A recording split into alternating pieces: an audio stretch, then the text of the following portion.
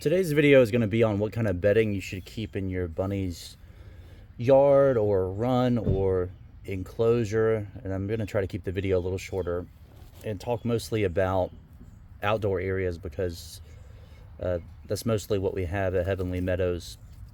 And typically we try to get the grass growing in almost every yard that we have because the grass does so much to really keep the whole colony going and automate things and keep things as natural as possible.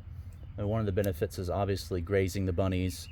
And in the yard, as I mentioned yesterday, we keep mostly a tall fescue, and that's what I've put down here. And it's a lot of what grows locally here anyway, along with a bit of Timothy hay and orchard hay or orchard grass. And the grass does great also at helping break down a lot of the poo in the yard, which you really can't see given that there's enough space for the buns to live naturally, not wear out the grass completely by walking on it.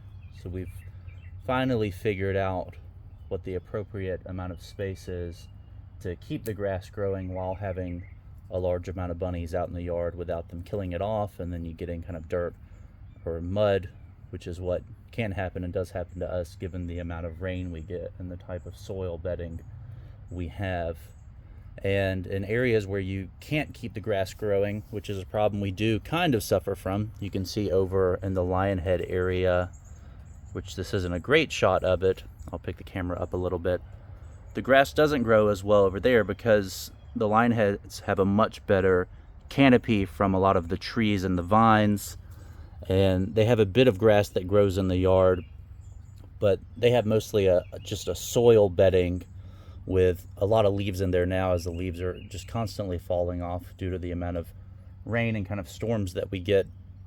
But a soil bedding works well as long as it's not really muddy or particularly dry and dusty.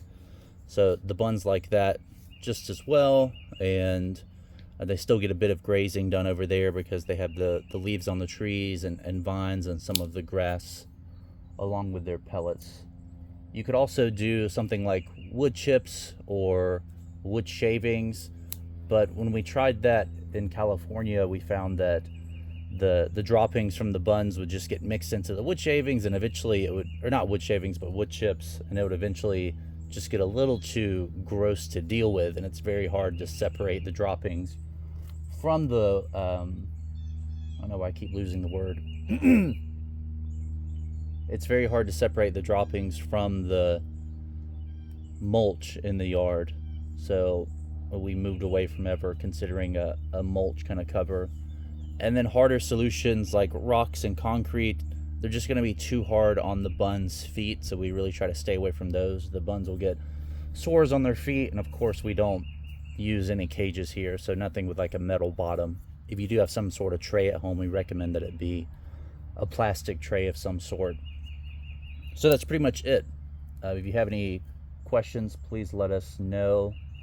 And that's about all of the types of grounds and floor solutions that I could think of and that we use here.